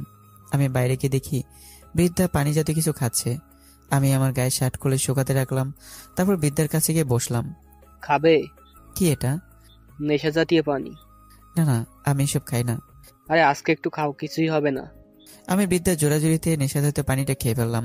পুরো 1 বোতল শেষ করলাম। আমার নেশা হয়ে গেছে। আবল তাবল বলতে শুরু করেছি। বৃদ্ধ অবস্থায় বেগতিক দেখে আমাকে ঘরের ভেতর পাঠিয়ে দিল। আমি ঘরের ভেতর গিয়ে মিমকে বিছানার উপর বসা অবস্থায় পেলাম। আমি মিমকে দেখেই চমকে গেলাম। এই ভেজা কাপড়ে থাকলে তো আমার ঠান্ডা লেগে যাবে, তার উপরে আমার শীতও লাগছে। মিমের ভেজা কাপড় শরীরে লেপটে আছে, চুল বেয়ে টপ টপ করে পানি পড়ছে।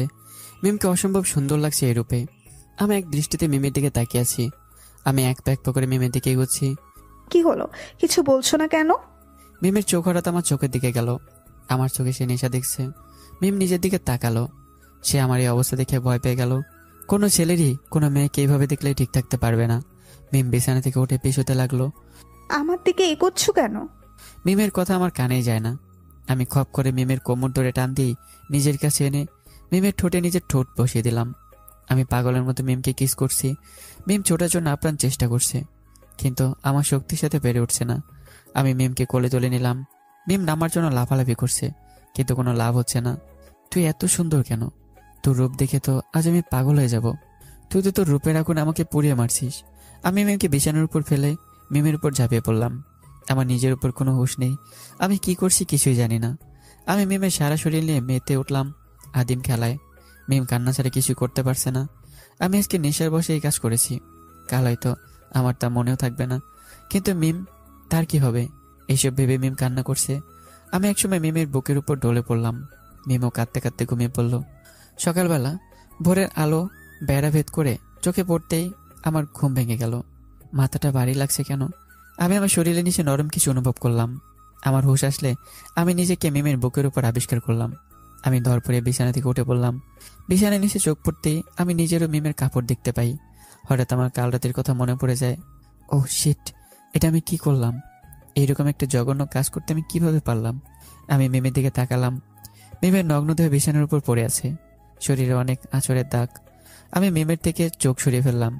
আমি এখন কি করব ভেবে পাচ্ছি না। মিমের ঘুম ভেঙে গেল। কাঁথা নিয়ে এসে নিজেকে ডেকে ফেললো। মিম আমাকে ডাক দিল। ইমরান, কেন করলে আমার সাথে এমন? আমি চুপ। মিম কোনো উত্তর পায় না। আমি বাড়ি যাব। হ্যাঁ, দাঁড়াও, আমি আসছি। আমি বাইরে গেলে বৃদ্ধা লোকটাকে দেখতে পেলাম। কি নাতি, রাত কেমন কাটলো? শালার বুড়া, তোর জন্য এমন একটা জঘন্য কাজ করলাম। তোকে তো মন চায় মেরে এই জঙ্গলে পুঁতে ফেলি। মনে মনে ভাবলাম। ভালো কেটেছে। আমি শার্ট নিয়ে ঘরে চলে আসলাম। এনে ধর, আপাতত আমার এই শার্টটা গায়ে দে। মিম, রাতের জন্য আমি সরি। আমি নিজের মধ্যে ছিলাম না। ওই বুড়া বেটি কি খাওয়াইছিল, তুই আমাকে ক্ষমা করে দে। তোমাকে ক্ষমা করে দিলেই কি আমি আমার সতীত্ব ফিরে পাবো? আমি কিছু না বলে মিমকে চেঞ্জ করতে বলে চলে গেলাম। আমি মিমকে নিয়ে জঙ্গল থেকে বের হয়ে একটা গাড়িতে উঠে শপিং মলে গেলাম। এখানে আনছো কেন? দরকার আছে, নামো। আমি মিমকে নিয়ে শপিং মলের ভিতরে গেলাম। মিমের জন্য কিছু জামা কাপড় কিনলাম। মিম ট্রায়াল রুমে গিয়ে জামা চেঞ্জ করে আসলো। আমি কাউকে ফোন করে গাড়ি আনতে বললাম। মিম আমার পাশে এসে দাঁড়ালো। হয়ে গেছে? শপিং মল থেকে বের হয়ে দেখি একটা লোক গাড়ি নিয়ে দাঁড়িয়ে আছে। স্যার, এনেন গাড়ি। হ্যাঁ। মিম, গাড়িতে ওঠো। আমি গাড়ির সিটে বসলাম আর মিম আমার পাশে। আমি গাড়ি নিয়ে একটা কাজে বেশে সামনে থামালাম। এখানে কেন আনছো? নামো, ভিতরে গেলে জানতে পারবে। মিম নেমে দাঁড়ালো। আমার সাথে এসো। মিম আমার পিছন পিছন হাঁটছে। আমি কাজে পেশের ভিতরে প্রবেশ করলাম। মিম এসে তো অবাক। ওর বান্ধবী রিনু ও রিমা এখানে। কিরে, তোরা এখানে? আমরাই তো থাকবো। কি বলছিস? আজকে কি তোদের বিয়ে নাকি? আরে আজব, আমাদের বিয়ে হতে যাবে কেন? তোর না বিয়ে? কি? আমার বিয়ে? কে বললো? ইমরান ভাই বলল। কার সাথে আমার বিয়ে? কার সাথে আবার? ইমরান ভাইয়ের সাথে। কি? মিম তো এই কথাগুলো শুনে যেন আকাশ থেকে পড়লো যে আমি তাকে বিয়ে করব। কাজী সাহেব বিয়ে পড়ানো শুরু করেন। হো, বউকে? এই মেয়েটা। মা, এখানে সাইন করো। তুমি সত্যি সত্যি আমাকে বিয়ে করবে? কিন্তু কেন? সেটা তুমিও জানো। এত কথা না বলে সাইন করো। দেখো, আমি কিন্তু তোমাকে বিয়ে করতে বলিনি। বলছি না সাইন করতে। মিম আর কথা বাড়ালো না, সাইন করে দিল। মিম তো মনে মনে সেই খুশি। আমার সাথে তার বিয়ে হয়েছে ভাবতেই কিরকম জানি তার লাগছে। আমি সাইন করে দিলাম। সাক্ষী রিনু ও রিমা। আলহামদুলিল্লাহ, আজ থেকে তোমরা স্বামী স্ত্রী। আমি রিনু ও রিমার থেকে বিদায় নিয়ে মিমকে নিয়ে গাড়িতে বসলাম। আমরা এখন কোথায় যাব? আমার বাড়ি। সত্যি? এত খুশি হওয়ার কিছু নেই। তোকে বিয়ে করেছি আমার বলে শায়েস্তা করতে, আর সমাজ থেকে তোকে রক্ষা করতে। আমার কাছে কখনো স্বামীর অধিকার চাইতে আসবি না। মিম আমার এইসব কথা শুনে খুব কষ্ট পেল। সমস্যা নেই, যেহেতু বিয়েটা হয়ে গেছে, এই ইমরান এখন মিমের। এই ইমরানকে মিম নিজের করেই ছাড়বে। স্ত্রী যেহেতু হয়েছি, জামাইকে আয়ত্তে আনতে কোনো ব্যাপারই না।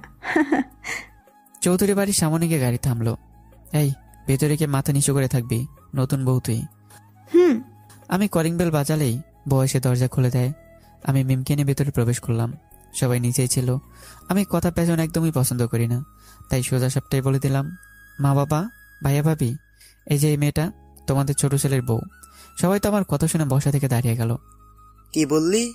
ওকে আমি বিয়ে করেছি। আমি আর কিছু বললাম না। মিমকে রেখে উপরে চলে গেলাম। মিম মাথায় ওড়না দিয়ে মাথা নিচু করে আছে। মা মিমের কাছে গেলেন, মিমের মুখখান উপরে তুললেন।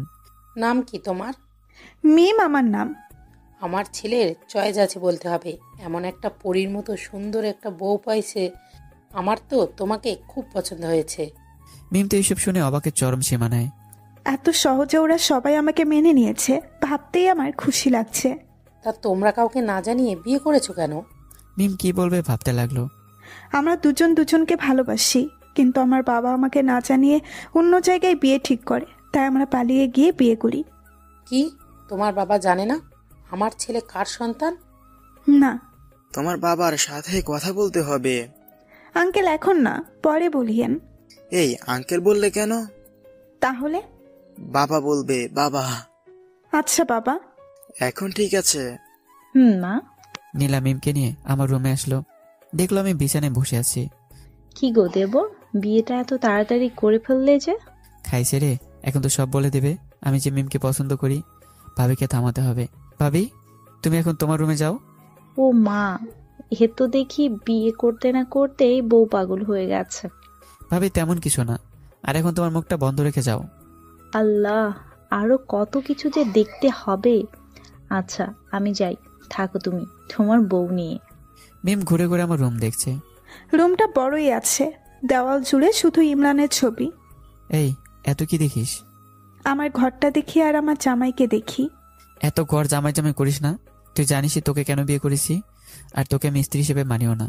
তবে তুই বাড়ির বউ হিসেবে যা যা প্রয়োজন সবই ভাবি। আর একটা কথা, বিছানায় দুজনে একসাথে ঘুমাবো, তবে মাঝখানে বর্ডার, মানে কোলবালিশ থাকবে। মনে থাকবে তো? থাকবে থাকবে।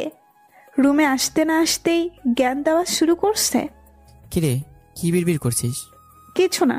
আচ্ছা একটা কথা রাখবে? কি কথা? প্লিজ আমাকে তুমি করে বলো, প্লিজ। মিমের অনুরোধ আমি ফেলতে পারলাম না। আচ্ছা ঠিক আছে। Thank you. যাও ফ্রেশ হয়ে আসো। আমি ফ্রেশ হয়ে নিচে নেমে এলাম।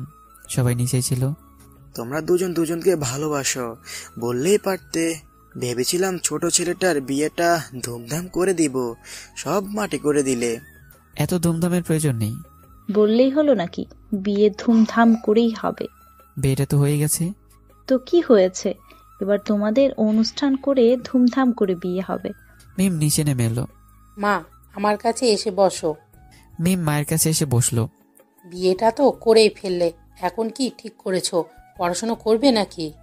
উনি যা বলে তাই হব। কি লক্ষ্মী একটা মেয়ে, জামাইয়ের উপর কথা বলে না। অথচ আজকালকার মেয়েরাই তো জামাইকে পাত্তাই দিতে চায় না। যেমন তুমি আমাকে পাত্তা দেও না। চুপ করো তুমি। সবাই ওদের কথা শুনে এসে দিল। ইমরান বল, মিম কি করেছে? পড়ালেখা করুক। ওকে, তাই হবে। রাতে ডিনার করে আমি আর মিম রুমে চলে আসলাম। এখানে তো কোনো কোলবালিশ নেই। অন্য রুম থেকে নিয়ে এসো। পাগল নাকি, কেউ যদি দেখে ফেলে? সেটাও তো কথা। তাহলে এখন উপায় কি আর করার, কোলবালিশ ছাড়াই ঘুমাতে হবে। তবে খবরদার, বলে আমার ধারে কাছে ঘেসবে না। আমার বইয়েই গেছে। হ্যাঁ, দেখা যাবে। যদি আসো বিছানা থেকে নিচে ফেলে দেবো। বিছানা থেকে কিন্তু আসতে ফেলাবেন, যেন ব্যথা না পাই। মানে তুমি কি আমার কাছে আসবে? না, যদি ভুলে চলে আসি? ভুলেও আসা যাবে না। আসলে বিছানার নিচে, মনে থাকে যেন। আমরা দুজনে ঘুমের দেশে চলে গেলাম। মিম ঘুমের ভিতরে আমার গায়ে বারবার পা তুলে দিচ্ছে, তো আরেকবার পা দিয়ে জড়িয়ে ধরছে। আমার কাছে এসে দুহাত দিয়ে জড়িয়ে ধরছে। আমি বেচারা যতবার সরিয়ে দিচ্ছি, মিম ঠিক ততবার এরকম করছে। শেষে সহ্য করে আমিও ঘুমিয়ে পড়লাম। কলেজ থেকে সবাই ঠিক করেছে শিক্ষা সফরে যাবে। সবাই সিলেট যেতে রাজি হয়েছে। সবাই এক এক করে বাসে উঠে সিট দখল করেছে। মিমের পাশে সিটটা ফাঁকা, সে কাউকে বসতে দিচ্ছে না। মিমের বান্ধবী রিনে বসতে চাইলে ওই এখানে বসেছিস কেন? পেছনে যা। এখানে বলে সমস্যা কি? সমস্যা আছে, কথা না বলে পেছনে গিয়ে বস, পরে আবার জায়গা পাবি না। বুঝি বুঝি, সব বুঝি। কি বুঝিস? এই যে আমাদের মিম তার জামাইয়ের জন্য আজকাল শীত দখল করে রাখে। তেমন কিছু না। হও, এমন কিছুই। যা ভাগ এখান থেকে। যাচ্ছি যাচ্ছি। সবাই গাড়িতে উঠে যাচ্ছে, এখন শুধু আমার ওঠার পালা। আমি বাস উঠে মিমের পাশে অন্য একটা মেয়ের পাশে সিট খালি দেখলাম। দুটো সিটি বরাবর পাশাপাশি, মিম বা পাশের সিটে আর মেয়েটা ডান পাশের সিটে। আমি গিয়ে মেয়েটার পাশের সিটে বসলাম। মিম এতক্ষণ মুসকে মুসকে হাসি দিচ্ছিল, এই ভেবে যে আমি তার পাশে বসবো, কিন্তু যেই মাত্র মেয়েটার পাশের সিটে বসলাম অমনি মিমের সব হাসি উধাও, উল্টো রাগে ফুসছে। মিমের বান্ধবীরা মিমকে পিছন থেকে খোঁটা দিচ্ছে। আহারে, সো স্যাড, বেচারি জামাইয়ের সাথে বসতে পারলো না। মিম এই কথাগুলো শুনে কালনাগিনীর মতো ফুলে উঠছে। গাড়ি স্টার্ট দিল, মিম এসে আমার সামনে দাঁড়ালো। ওই এখানে বসেছো কেন? সেটা কি তোমাকে বলতে হবে? হ্যাঁ, আমাকে বলতে হবে। কে তুমি? ওই নিজের বউরে চিনো না? প্লিজ আমার সাথে বসো। না, তুমি কি নিজের সিটে বসো, যাও। মিম নিজের সিটে গিয়ে বসলো এবং আর চোখে আমাকে দেখছে কি করছি, আর পাশের মেয়েটা কি করছে। মেয়েটা বারবার আমার দিকে তাকাচ্ছে, যেটা দেখে মিম। হায় আল্লাহ, মেয়েটা আবার আমার জামাইয়ের উপর ক্রাশ খেয়ে না বসে। মিমের মাথা তো গরম হয়ে গেল। মেয়েটা আমার কাঁধে মাথা দিচ্ছে আর আমি বারবার বিরক্ত হয়ে সরিয়ে দিচ্ছি। আমার জামাইয়ের কাঁধে আমি মাথা দিতে পারি না, আর ওই সেমলিটা মাথা দেয়। ওর কত বড় সাহস! মিম আবারও নিজের সিট থেকে উঠে আমার সামনে এসে মেয়েটার গালে একটা থাপ্পড় দিয়ে আমার হাত ধরে টেনে নিজের সিটে আনলো। আমি কোনো বাধা দিইনি, আসলে আমি মেয়েটার সাথে বসতে চাইনি। মিমকে জ্বালাতে মেয়েটার পাশে বসা। মিম আমাকে জানালার পাশে বসে নিজে পাশে বসলো। তোমাকে তো ভালো মানুষ মনে করেছি, এত লুচু কেন তুমি? আমি তো জানতাম না বউ রেখে অন্য মেয়ের সাথে বসে লুচুগিরি করতে লজ্জা লাগে না? আজব, আমি কখন লুচুগিরি করলাম? আমি মেয়েটার সাথে কিছু করেছি নাকি? আর এত বউ বউ করেন কেন? বউ বউ করবো না তো খালা খালা করবো? হ্যাঁ, ওইটাই তো করো। তুই আসলেই একটা খারাপ ছেলে। হও, আমি তো ভালো না, ভালো হলেই থাকো। ঢং ডায়লগ মারে। মিম আর আমি দুজনেই চুপচাপ, গাড়ি চলছে তার আপন গতিতে। আমার আর মিমের সামনে বসেছে একজোড়া কপত কপতি। তাদের রোমান্টিক প্রেম আলাপ শুনে মিম তো হিংসায় জ্বলছে। ওই কি? দেখো এরা কিভাবে প্রেম আলাপ করছে। তা আমি কি করব? ওরা প্রেমিক প্রেমিকা, আলাপ তো করবেই। তুমি কিছু বোঝো না। কি বুঝবো? ওরা প্রেমিক প্রেমিকা প্রেম আলাপ করবে সেটা বুঝিস, আর আমরা যে বউ স্বামী আমাদের কি করা উচিত সেটা বুঝিস না? না, বুঝি না। ধুর বাল, আর রোমান্টিক একটা। কি বললে? বাল বলছি, বাল। এক থাপ্পড় দেব, বেদব মেয়ে, চুপ করে বসে থাকো। গভীর রাত, শুনশান নীরবতা, সবাই গভীর ঘুমে আচ্ছন্ন, কিন্তু আমার চোখে ঘুম নেই। থাকবে কি করে? আমি তোমার মিমকে দেখতে ব্যস্ত। মিম আমার কাঁধে মাথা দিয়ে গভীর ঘুমে। চাঁদের আলোতে মিমকে অসম্ভব সুন্দর লাগছে, আমি চোখ ফেরাতে পারছি না, তাই তো এক দৃষ্টিতে মিমের দিকে তাকিয়ে আছি। সকাল 6টার বাস গিয়ে সিলেটে পৌঁছালো। সবাই এক এক করে নেমে বুকিং করা হোটেলে যাচ্ছি। মিম এখনো বেহুশের মতো ঘুমোচ্ছে, কিন্তু আমি বেচারা রাত থেকে ঘুমোতে পারলাম কই। এই মিম, ওঠো। উঠতে বলছি। কোথায়? আমার মাথায়। আপনার মাথা কোথায়? মিম, মেজাজ গরম করবে না। মেজাজ কিভাবে গরম হয়? আমার এবার রাগ উঠে গেল। এমনিতেই সারা রাত ঘুমোতে পারিনি, এখন আবার মেয়েটা মাথা গরম করে দিচ্ছে। আমি মিমের মাথা নিজের কাঁধ থেকে সরিয়ে মিমের গালে ঠাস করে একটা থাপ্পড় মারলাম। থাপ্পড়কে সাথে সাথে মিমের ঘুম উধাও। এই কি হলো, কি হলো? কই কি হলো? মিম এবার আমার দিকে তাকালো। আপনি কি আমাকে মেরেছেন? না তো, আমি তোমাকে মারবো কেন? সেটাই, কিন্তু আমার মনে হচ্ছে কেউ আমাকে থাপ্পড় মেরেছে। তোমার কত কিছুই মনে হবে। আমি রিনু রিমাকে ডাক দিয়ে গাড়ি থেকে নেমে হোটেলে চলে গেলাম। মিম, রিমা, রিনু তিনজনে একসাথে হোটেলে চলে আসলো। বাসের মধ্যে স্যার সবাইকে নিজেদের রুমের নাম্বার বলে দিল।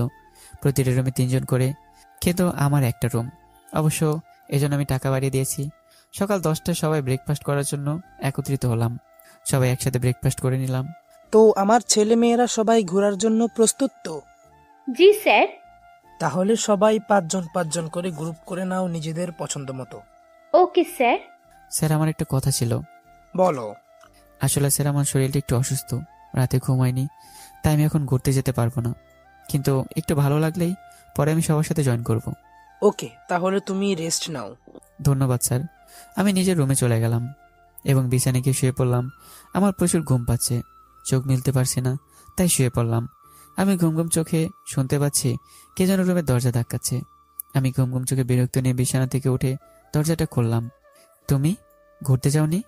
না, আমি আমার জামাইয়ের সাথে ঘুরতে যাব। ফাজলামো করো, আমি বলছি না ঘুরতে যাবো না। আমার ঘুম পাচ্ছে, আমি ঘুমাবো, যাও তুমি। এত ঘুম কেন আপনার? কই, আমার তো এত ঘুম আসছে না। আসবে কি করে? রাতে তো গরুর মতো আমার কাঠটাকে বালিশ বানিয়ে ঘুমাইছো। কি বিড়বিড় করছো? কিছু না, তুমি যাও। এই কথা বলে আমি দরজা বন্ধ করতে যাব, তার আগে মিম দরজা ঠেলে ভিতরে ঢুকে পড়লো। আরে আরে, রুমে ঢুকছো কেন? আমার ইচ্ছা, আমি ঢুকছি, তোমার কি? আমার কি মানে? আমার রুমে এসে আমাকে বলে আমার কি? হ্যাঁ, তোমার কি? মিম টুস করে বিছানায় গিয়ে শুয়ে পড়লো। এই, বিছানায় শুছো কেন? বিছানায় ঘুমাবো, তাই শুয়েছি। এক্ষুনি রুম থেকে বেরো বলছি, আমি ঘুমাবো, আমার অনেক ঘুম পাচ্ছে। তো ঘুমাও, মানা করছে কে? তুমি এখানে থাকলে আমি ঘুমাবো কি করে? আমি এখানেই থাকবো, ঘুমাতে মন চাইলে ঘুমাও, না হলে ঘুমাতে হবে না। চলো ঘুরতে যাই। অসহ্য একটা। তোমার বউ অসহ্য। মিমের জ্বালায় আমি আর ঘুমাতে পারলাম না। ফ্রেশ হয়ে টি শার্ট, জিন্স প্যান্ট, চুলগুলো স্প্যাক করে পুরো হিরো স্টাইল সেজে নিলাম। মিম তো আমার দিকে হা হয়ে তাকিয়ে আছে। আল্লাহ, এত সুন্দর ছেলেটা ক্রাশ খেয়ে গেলাম। এইভাবে হা করে তাকিয়েছো কেন? চলো যাই। মিম আর আমি দুজনেই ঘুরতে বের হলাম। ওরা মনে হয় বেশি দূরে যায়নি, চলো ওদের সাথে জয়েন করি। না, লাগবো না। কেন? আমরা সবার সাথে ঘুরবো না, শুধু তুমি আর আমি একসাথে ঘুরবো। আমি কিছু একটা ভেবে, আচ্ছা। আমি মিমকে নিয়ে সিলেটের চা বাগানে গেলাম। মিম চা বাগান দেখে দৌড় দিল। কিছু সিলেটি মহিলা চা বাগানে চা পাতা তুলছে। মিমের ইচ্ছে করলো তাদের সাথে তাদের মতো করে সেজে চা পাতা তুলবে। মিম এসে আমাকে এই কথা বলল। আমি একজন মহিলাকে ডেকে কিছু টাকা দিয়ে মিমকে তাদের মতো করে সাজিয়ে দিতে বললাম। মহিলাটি মিমকে নিয়ে চলে গেল। কিছুক্ষণ পর একটা মেয়ে এসে আমার সামনে দাঁড়ালো। আমি তো তাকে দেখে হা হয়ে গেলাম। আমি মুগ্ধ নয়নে তার দিকে তাকিয়ে আছি। এই যে, আমাকে কেমন লাগছে বলো? মিম, এটা কি সত্যি তুমি? আমি। ক্রাশ খেয়ে গেছেন তাই না? নেতার ছেলে কমিশনারের মেয়ের উপর ক্রাশ খেয়ে গেছে। আমি ক্রাশই তো, জাস্ট অসাম লাগছে। হইছে, আর বলতে হবে না, লজ্জা লাগে। যা সত্যি তাই বললাম। আজকে তোমার প্রেমে পড়ে গেছি। সত্যি প্রেমে পড়েছো?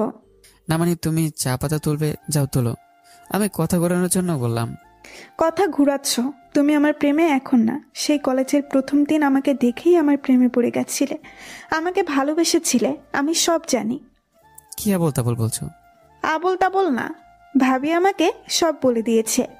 ভাবের মুখ বন্ধ করে রাখতে পারলো না, সব গোপন তথ্য ফাঁস করে দিল। কি হলো? কি বিড়বিড় করছো? না কিছু না, ভাবি তোমাকে সব মিথ্যা বলছে। কে মিথ্যা কথা বলছে আমি জানি, আর এটাও জানি তুমি এখনো আমাকে ভালোবাসো। আর আমিও তোমাকে একটা কথা বলতে চাই, আমিও মনের অজান্তে তোমাকে ভালোবেসে ফেলেছি। তোমার এই নেতার বেশে আসার আগেই সেই রূপের ইমরানের প্রতিও আমি দুর্বল হয়ে পড়েছিলাম, কিন্তু তখনই তুমি তোমার আসল বেশে চলে এলে আর আমাকে ভুল বুঝতে শুরু করলে। কিন্তু তোমাকে একটা কথা বলতে চাই, আই লাভ ইউ ইমরান। মিম রিপ্লাইয়ের আশা না করে চা পাতা তুলতে বাগানের দিকে দৌড় দিল। আমি নির্বাক শ্রোতার মতো মিমের কথাগুলো শুনে গেলাম। মিম আমাকে ভালোবাসে, আমাকে ভালোবাসার কথা বলল। অবশ্য মিমের হাবভাব দেখে আগে ওই সন্দেহটা হয়েছিল। হ্যাঁ, মিমকে আমি এখনো ভালোবাসি, কিন্তু মিম আমাকে ভালোবাসে আমি তো বিশ্বাস করতে পারছি না। আমি মিমকে ধর্ষণ করলাম, কোথায় তার উচিত আমাকে ঘৃণা করা, কিন্তু সে কখনো এই বিষয় নিয়ে আমাকে খারাপ কিছু বলেনি, চরিত্র নিয়ে কিছু বলেনি, হয়তো ভালোবাসে বলে। অথচ সামান্য অপমানের বদলা নিতেই এতদিন আমি মিমকে দূরে সরে দিয়েছি, অবহেলা করেছি। এটা করা আমার একদমই উচিত হয়নি। আমি তো তাকে ভালোবাসি, আর না, এই দূরত্ব অবহেলা শেষ করতে হবে। মিমকে আজকে নিজের করে নেব। মিম, আজকে তোমার জন্য একটা সারপ্রাইজ আছে। আমি মিমের দিকে তাকিয়ে একটু হাসলাম। অন্যান্য মেয়েদের মতো মিম চা পাতা তুলতে ব্যস্ত। এই ফাঁকে আমি মিমের কয়েকটা ছবি ক্যামেরাবন্দি করে নিলাম। সন্ধ্যায়, এই যে, আমাকে কোথায় নিয়ে যাচ্ছ? চুপচাপ আমার সাথে চলো, দেখতে পাবে কোথায় নিচ্ছি। বললে কি হয়? তোমার জন্য একটা সারপ্রাইজ আছে। কি সারপ্রাইজ? সারপ্রাইজের কথা আগেই বলে দিলে ওটা তো আর সারপ্রাইজ থাকে না। আমি মিমকে নিয়ে রিক্সা করে এক জায়গায় নেমে গেলাম। এই নির্জন জায়গায় তোমার কিসের সারপ্রাইজ? তোমার কি ভয় লাগছে?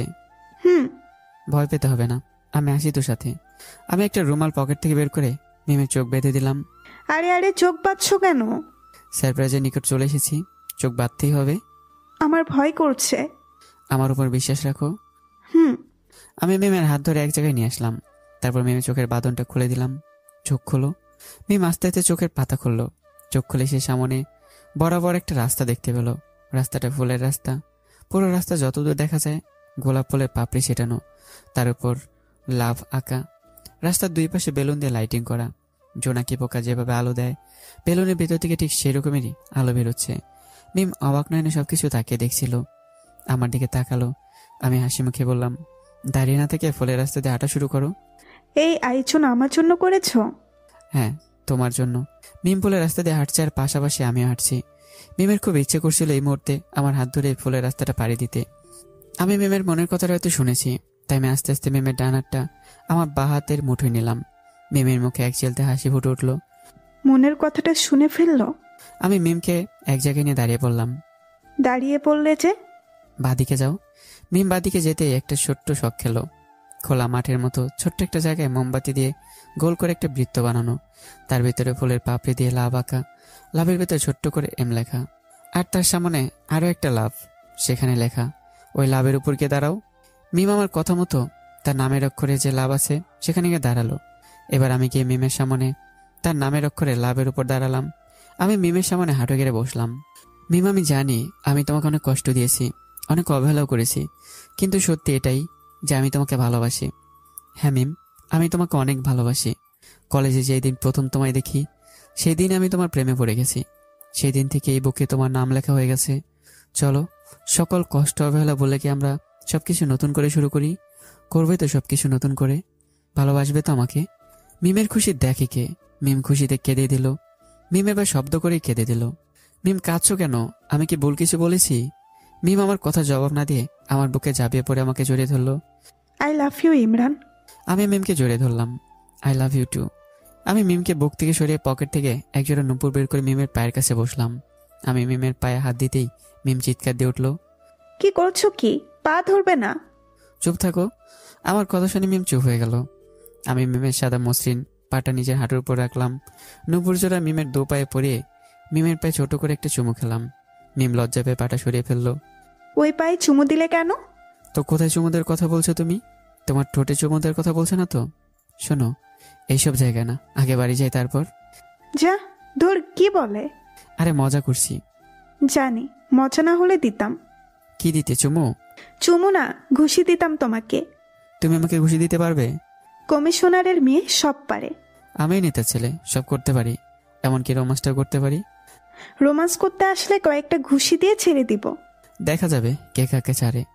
দেখিয়েন। এই চলো চলো, হোটেলে ফিরে যাই। সবার সাথে এসেছি একসাথে ঘোরার জন্য, কিন্তু এখন আমরা দুজনে আলাদা ঘুরছি। সবাই জানলে কিরকম খারাপ ভাববে, একবার ভাবো তো। তাড়াতাড়ি চলো। আমি আর মিম হোটেলে ফিরে এলাম। হোটেলের সামনে এসে দেখি রিমা ও রিনু দাঁড়িয়ে আছে। আমাকে আর মিমকে একেবারে হাত ধরে আসতে দেখে তারা খুব অবাক হয়। কি ব্যাপার, দুজনে একসাথে, আবার হাত ধরে? দুজনে কি মিলেমিশে একাকার হয়ে গেছেন নাকি? ওয়াও, তাহলে তো ভালোই হয়েছে। এবার বড় করে আপনারা আপনাদের ট্রিট দিবেন। দেব, সমস্যা নাই। এখন বলো সবাই কই? কাউকে তো দেখছি না। সবাই ওই বিল্ডিং এর ছাদে গল্পের আসর জমিয়েছে। আমরা তোমাদের জন্য অপেক্ষা করছি। তোমরা যেহেতু চলে এসেছো, চলো যাই। হ্যাঁ চলো। সবাই মিলে গল্পের আসর নিয়ে বসেছে। মিম আর আমি তাদের সাথে যোগ দিলাম। এখানে কোনো স্যার নেই, তাই সবাই মিলে ঠিক করেছি কাপল ডান্স দেবে। সবাই সহমত পোষণ করলো। সবাই সবার পার্টনার চুজ করে নিল। প্রথমে মিম আর আমি ডান্স করবো বলে ঠিক করেছি। আমি মিমের সামনে হাঁটু গেড়ে বসে মিমের দিকে হাত বাড়িয়ে দিলাম। মিম একটা হাসি দিয়ে আমার হাতে হাত রাখলো। সবাই অবাকে চূড়ান্ত পর্যায়ে, যে মিম আর আমি একসময় একে অপরকে দেখতেই পারতাম না, আজকে একসাথে ডান্স করব। আমি মিমকে নিয়ে ছাদের মাঝখানে দাঁড়ালাম। গান প্লে হলো। গানের তালে তালে পায়ে পা মিলে ঘুরে ঘুরে নাচছি আমি আর মিম। কোমরে হাত দিয়ে মিমকে নিজের সাথে মিশিয়ে নাচছি। আমরা নাচছি ঠিকই, কিন্তু আমাদের চোখ জোড়া একে অপরের চোখের দিকে তাকিয়ে আছে, যেন বছরের পর বছর আমাদের দেখা হয় না। গান বন্ধ হলো। সবাই সিটি বাজে হাততালি দেওয়া শুরু করলো। মিম লজ্জা পেয়ে আমার থেকে সরে আসে। বাহ বাহ মিম, ইমরান কি রোমান্টিক, তাই না? তুই তো লজ্জা পাচ্ছিস কেন নতুন বউয়ের মতো? কই লজ্জা পাচ্ছি না তো। তোর চোখ মুখ দেখেই বোঝা যাচ্ছে তুই লজ্জায় কুকড়ে যাচ্ছিস। ধ্যাত, তেমন কিছু না। এক এক করে সবাই কাপল ডান্স দিচ্ছে। কাপল ডান্স শেষ। এবার সবাই ট্রুথ অর ডেয়ার খেলবে, কিন্তু মিম আর আমি খেলতে চাই না। সবাই জোর করে অবশেষে আমরা রাজি হলাম। বোতল কোরানো হলো। মুখ গিয়ে থামলো মিমের উপর। মিম ট্রুথ নাকি ডেয়ার? Choose anyone. ট্রুথ। হুম হুম, মেয়েটাকে থাপ্পড় মারবো নয়তো ইমরানকে। আমি এই কথা শুনে গালে হাত দিয়ে দিলাম। বাহ বাহ, এত ভালোবাসা! হুম, অনেক ভালোবাসা। সবাই বুঝতে পারছে না এরা কিসের ভালোবাসার কথা বলছে। বোতল আবারও ঘোরানো হলো, এবার এলো আমার দিকে। আমি ডিয়ার। একটা মেয়ে বলে উঠলো, ডিয়ার আমি দেই? হুম। আমাকে জড়িয়ে ধরতে হবে। কি? মেয়েটার কথা শুনে আমি একটা বিষম খেয়ে গেলাম। মিম রেগে মেয়েটার দিকে তেড়ে গেল। ওই, তোর মাথা ঠিক আছে? কি বলছিস এসব? কিছু করার নেই, ডিয়ার নিয়েছে, এখন পালন করতে হবে, না হলে মানতে হবে সে একটা লুজার। ডিয়ার পালন করবে ঠিকই, কিন্তু তোকে জড়িয়ে ধরে না, আমাকে জড়িয়ে ধরে। মিম এসে আমার সামনে দাঁড়ালো। মিম হাত দুটো প্রসারিত করে বলল, হাক মি। আমি একটা হাসি উপহার দিয়ে মিমকে জড়িয়ে ধরলাম। এবার সবার চোখ যেন কোটর থেকে বেরিয়ে আসার অবস্থা। সবাই নিশ্চিত হলো আমাদের মধ্যে নিশ্চয়ই কিছু আছে। আমি মিমকে কোলে তুলে নিয়ে চলে যাচ্ছিলাম। যাওয়ার আগে মেয়েটিকে বললাম, আমার বউকে রেখে অন্য একটা মেয়েকে জড়িয়ে ধরবো? ইম্পসিবল। এই জন্য শুধু ভীতু কেন, যে কোনো কিছু হতে রাজি। এই কথা শুনে রিনু শীষ বাজায়। বাকি সবাই একসাথে বলে ওঠে, বউ। Yes, she is my wife. আমি দাঁড়ালাম না, মিমকে কোলে নিয়ে ছাদ থেকে নেমে গেলাম। মিম আমার গালে একটা চুমু দিল। সবার সামনে আমাকে বউ বলেছ, আজ আমি অনেক খুশি। আমি মিমকে কোল থেকে নামাবো এমন সময়, এই নামাবে না, কোল থেকে নামাবে না। কেন? তোমার কোলে থাকতে ভালো লাগছে। আচ্ছা, নামাবো না। তোমার আবার কষ্ট হচ্ছে না তো? কষ্ট হলে কি করবে? নেমে যাব? না, কষ্ট হচ্ছে না। তোমার মতো শুকনো মায়াকে কোলে নিতে আমার কোনো সমস্যা হবে না। চিকনা হলে কি হয়েছে, আমার ওজন 50 কেজি। তো কি হয়েছে, এটা কোনো ওজন হলো? না হইলেই ভালো, এভাবে তোমার কোলে পড়ে থাকবো। খুব মজা, তাই না? ফেলে দেই? তোমার বউ, তুমি ফেলে দাও নাকি আকাশে উঠাও সেটা তোমার ইচ্ছা, আমাকে বলছো কেন? ম্যাডাম, আমার বউ যে আপনি, তাই আপনাকে বলছি। দীর্ঘ 5 দিনের ট্যুর শেষে সবাই ঢাকার উদ্দেশ্যে রওনা হলাম। এবার গাড়িতে মিম আর আমি পাশাপাশি বসেছি। সবাই গল্পগুজব করতে করতে আসছিল। সময়টা ভালোই যাচ্ছিল, কিন্তু হঠাৎ করে বাসের সামনে একটা সিএনজি চলে আসে। বাস ড্রাইভার সিএনজিকে ধাক্কা দেওয়া থেকে বাঁচাতে পাশে মোড় নিতেই ড্রাইভার ব্রেক কন্ট্রোল করতে না পেরে বাসটা উল্টে জঙ্গলের ভিতরে ঢুকে পড়ে। সবাই বাসের ভেতর থেকে চিৎকার দিয়ে ওঠে। চারদিক থেকে লোকজন এসে ঘটনাস্থলে উপস্থিত হয়। হাসপাতালে আইসিইউতে আমি ভর্তি। আমার মাথা ফেটে গেছে। মিমের তেমন কোনো ক্ষতি হয়নি, কারণ মিমকে দুর্ঘটনার সময় আমি বুকে শক্ত করে জড়িয়ে ধরেছিলাম, যার কারণে সব আঘাত আমার শরীরে এসে পড়ে। মিম চিৎকার দিয়ে কান্না করছে।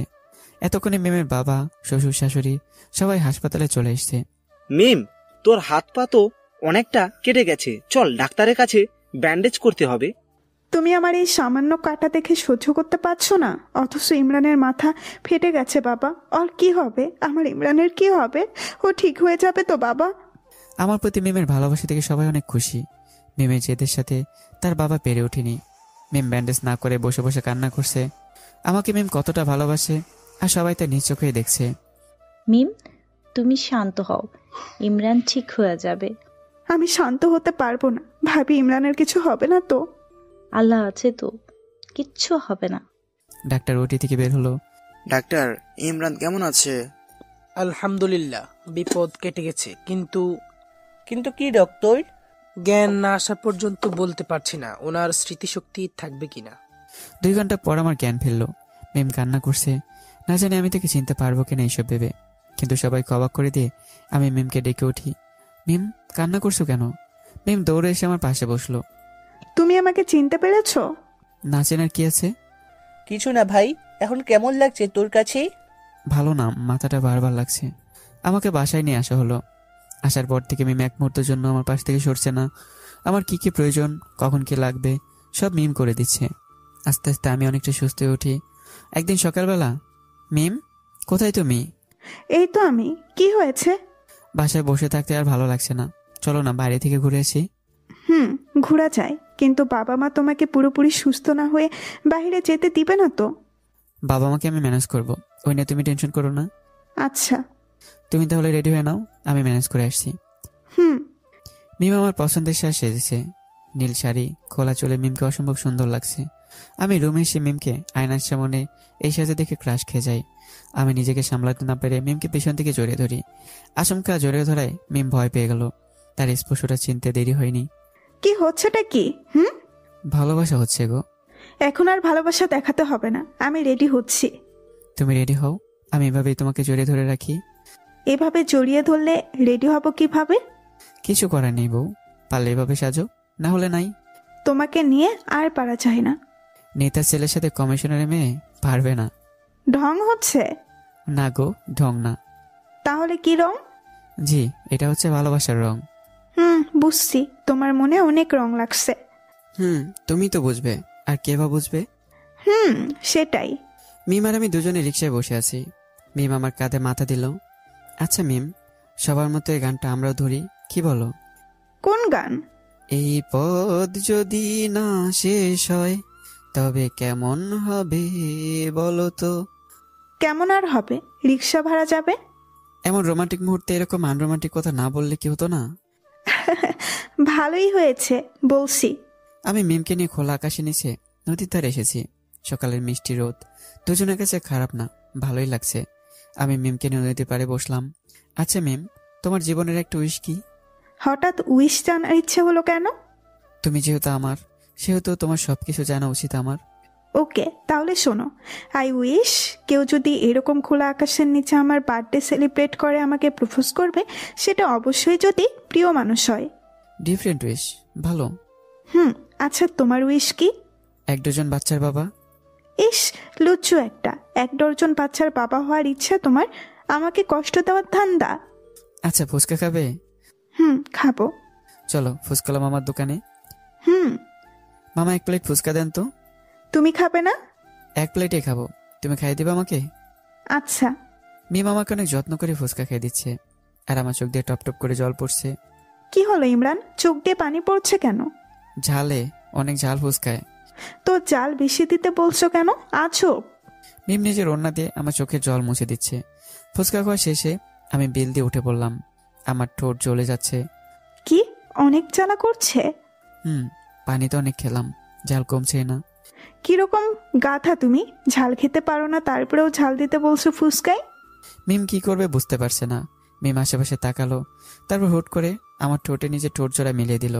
মিমের ঠোঁটের উষ্ণ ছোঁয়ায় আমার ঝাল অনেকটা কমে গেল। ঝাল কমেছে? অনেক ধন্যবাদ। মিম আর আমি দুজনে হাতে হাত রেখে পাশাপাশি হাঁটছি। ইমরান, ওই যে দেখো। কি? একটা পিচ্চি মেয়ে সাদা গোলাপ বিক্রি করছে, আমাকে ফুলগুলো কিনে দাও। ওকে চলো। আমি পিচ্চি মেয়েটার কাছ থেকে সবগুলো ফুল কিনে নিলাম। তারপর মিমকে সামনে রেখে তার সামনে হাঁটু গেড়ে বসে মিমের দিকে ফুলগুলো বাড়িয়ে দিলাম। মিম একটা মুচকি হাসি দিয়ে ফুলগুলো নিল। তারপর আমার কাছে এসে আমাকে শক্ত করে জড়িয়ে ধরলো। I love you Imran, I love you so much. Love you too. আমি মিমকে নিয়ে দুপুরের দিকে বাড়িতে চলে এলাম। কি গো মিম, একা একা ঘুরো ফিরো, আমাদের একটু সাথেও নেও না? সরি ভাবি, পরের কোনো সময় যদি যাই অবশ্যই তোমাকে ছাড়া যাব না। আরে তুমি দেখি সিরিয়াস হয়ে যাচ্ছ, মজা করলাম। মজা করো আর যাই করো, নেক্সট টাইম আমরা সবাই মিলে একসাথে যাব, তুমি মানা করলেও শুনছি না। মিম রুমে এসে দেখে আমি বিছানার উপর আঁচ হয়ে মোবাইল টিপছি। মিম এসে আমার পাশে বসলো। কি করছো মোবাইলে? কিছু না, এমনি। মিম আমার পাশে শুয়ে পড়লো।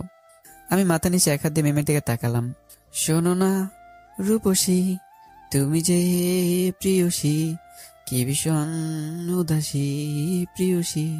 সরি দীপান্বিতা, আমার ক্লান্ত লাগছে, একটু ঘুমাবো।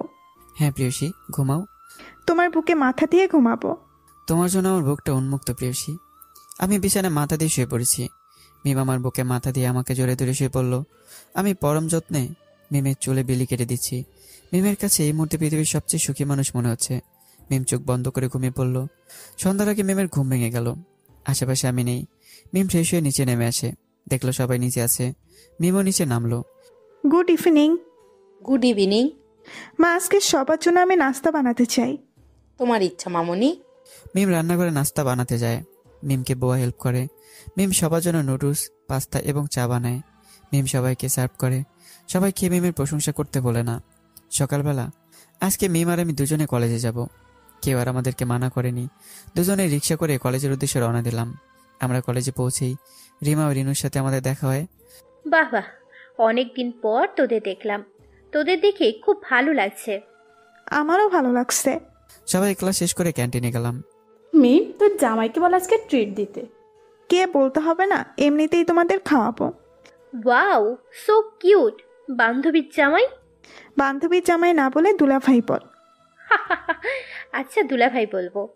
রিমা রিনুকে বিদায় দিয়ে মিম আর আমি বাড়ির উদ্দেশ্যে রওনা দিলাম। বাসে এসে দুজনে ফ্রেশ হয়ে নিলাম। মিম বিছানায় বসে আছে, আমি মিমের পাশে বসলাম। মিম, আমার একটা জরুরি কাজ আছে, এখন বেরোতে হবে। এখন মাত্র এলে, ফ্রেশ হলে খাওয়া তো করলে না। বাইরে খেয়ে নেব, জরুরি কাজ আছে। কি এমন জরুরি কাজ তোমার বউকে বলা যাবে না? প্লিজ শোনা বউ, লক্ষ্মীটি রাগ করে না, এসেই তোমাকে বলবো, প্রমিস। আচ্ছা তাড়াতাড়ি এসো, কিন্তু অপেক্ষা করব। ইসরে, আমার বউটা একদম জামাই পাগল, আমাকে ছাড়া থাকতেই পারে না। হয়েছে, ঢং করতে হবে না, যাও। আমি মিমকে জড়িয়ে ধরে মিমের কপালে অনেকটা সময় নিয়ে চুমু দিয়ে বেরিয়ে গেলাম। সন্ধ্যা হয়ে গেল, আমি এখন আসছি না, তাই মিম ফোন দিয়েছে বারবার, ফোন বন্ধ বলছে। মিমের খুব টেনশন হচ্ছে। মিম রুমে বসে আছে, কাউকে কিছু বলতে পারছে না। রাত 8টা বেজে গেছে। মিম টেনশন করতে করতে কেঁদেই দেয়। এমন সময় মিমের ফোনে মেসেজের আওয়াজ আসে। মিম ফোনটা হাতে নিয়ে দেখে আমার মেসেজ। মিম তাড়াহুড়ো করে মেসেজ ওপেন করে। মেসেজে লেখা আছে, আলমারিতে একটা প্যাকেট আছে, ওটা বের করো। মেসেজ আর কিছু লেখা নেই। মিম আলমারি থেকে একটা প্যাকেট বের করে। প্যাকেটের ভেতরে একটা নীল শাড়ি, একজোড়া পায়েল দেখতে পায়, সাথে একটা চিরকুট। চিরকুটে লেখা আছে, তোমার ইমরানের পছন্দ মতো সেজে নাও আমার পরিটা, রাত 11টায় তোমাকে নিতে আসবো। এখন কিছু জিজ্ঞাসা করো না, যা বলছি তাই করো। মিম বুঝতে পারছে না আমি কেন এমন পাগলামি করছি। ও আমাকে কোথায় নিয়ে যাবে? এত রাতে মেসেজ দিয়ে ফোনও বন্ধ করে রেখেছে। মিম আমার পছন্দ মতো সাজতে শুরু করলো। রাত 11টার সময় মেসেজের টুং শব্দে মিম মোবাইল হাতে নেয়। আমার মেসেজ, নিচে অপেক্ষা করছি, তাড়াতাড়ি আসো। মিম এতক্ষণ এই মেসেজটারই অপেক্ষা করছিল। মেসেজ দেখে মিম দেরি না করে বেরিয়ে যায়। বাইরে এসে দেখে আমি নীল পাঞ্জাবি পরে গাড়িতে হেলান দিয়ে দাঁড়িয়ে আছি। মিম দৌড়ে আমার কাছে আসে। ওই ইমরান, এসবের মানে কি? এত পাগলামি করো কেন? চুপ, সব জানতে পারবে। আমি মিমের দিকে তাকিয়ে আছি। আমার বউটাকে কিন্তু দারুণ লাগছে। সত্যি বলছো? সত্যি। তোমাকেও কিন্তু দারুণ লাগছে, আমার জামাইটা, আমার হিরো। আচ্ছা চলো যাই। কোথায় যাবে এখন? আগে ডিনার করব, নিশ্চয়ই কিছু খাওনি। জানতাম, গাড়িতে ওঠো। মিম আর আমি একটা রেস্টুরেন্টে এসে ডিনার করে নেই। ওই গাড়িটা রেখে দাও, আমরা রিক্সা করে ঘুরবো। আমি মনে মনে অনেক খুশি হই। যাক, নিজে থেকেই ঘুরতে বলেছে, আমাকে আর কথা বাড়াতে হয়নি। আমি একটা রিক্সা ডাকলাম। আমি রিক্সায় উঠে মিমের দিকে হাত বাড়িয়ে দিলাম। মিম আমার হাত ধরে রিক্সায় উঠে পড়লো। রাতে শিহরণ জাগানো বাতাসে মিমের চুলগুলো আমার মুখে এসে আছড়ে পড়ছে। মিম, তোমার চুলে কি নেশাদ্রব্য মেশাও? কেন? তোমার চুলের মাদকতায় আমি মাতাল হয়ে যাই। আমাকে ভালোবাসো তো, তাই আমার সবকিছু তোমার কাছে অন্যরকম লাগে। তাহলে আমার সবকিছু তোমার কাছে ভালো লাগে? তা বললে না। এত রাতে আমাকে এভাবে সাজানোর কারণটা কি? আর কিছুক্ষণ ধৈর্য ধরেন ম্যাডাম। Okay sir. মিম আমার কাঁধে মাথা দিয়ে চোখ বুজে আছে। ঘুম পাচ্ছে না, এভাবে থাকতে ভালো লাগছে। আমি মিমের কোমরে হাত দিয়ে নিজের সাথে তাকে পুরোটা মিশিয়ে নেই। এবার ঠিক আছে? মিম মুচকে হাসলো। অবশেষে রিক্সাটা গন্তব্যে পৌঁছালো। মিম, আমরা এসে গেছি, চোখ খোলো। মিম চোখ খোলে। এখানে তো অন্ধকার ছাড়া কিছুই দেখা যাচ্ছে না। অন্ধকার আলোকিত হয়ে যাবে। আমি মিমকে কোলে তুলে নিয়ে সামনে আগাই। মিম আমার গলা জড়িয়ে ধরে আছে। মিম, 1 2 3 ট্যাং ট্যাং বলে চিৎকার দিতেই চারপাশে আলোকিত হয়ে যায়। সাথে সাথে একটা সুর ভেসে আসে, happy birthday to you dear, happy birthday to you dear Mim. Mim অবাক, হতবাক হয়ে যায়। আমি মিমকে কোলে নিয়ে যেখানে দাঁড়িয়ে আছি তার চারপাশ থেকে ক্যান্ডেলের লাইটের আলো জ্বলছে। রিমা, রিনু, আমার দুইটা ফ্রেন্ড সামনে দাঁড়িয়ে হাততালি দিচ্ছে, মিমকে উইশ করছে। আমি মিমকে কোল থেকে নামালাম। মিম আমাকে শক্ত করে জড়িয়ে ধরে। আমরা আছি এখানে, বিনা টিকিটে সিনেমা দেখতেছি। মিম রিনুর কণ্ঠ শুনে আমার বুক থেকে সরে যায়। সবাই মিলে কাছে এসে উইশ করে গিফট দেয়। মিম সবাইকে ধন্যবাদ জানায়। আমি মিমের সামনে হাঁটু গেড়ে বসে পড়লাম। মিম আমার চোখে চোখ রাখে। আমাকে ভালোবাসার জন্য হলেও তোমাকে চাই, জড়িয়ে ধরে কাঁদার জন্য হলেও তোমাকে চাই, হাতে হাত রেখে পাশাপাশি চলার জন্য হলেও তোমাকে চাই, পরন্ত বিকেলে ঘুরতে যাওয়ার জন্য হলেও তোমাকে চাই, একসাথে বৃষ্টিতে ভেজার জন্য হলেও তোমাকে চাই, অভিমান করার জন্য হলেও তোমাকে চাই। আমি শুধু তোমাকেই চাই।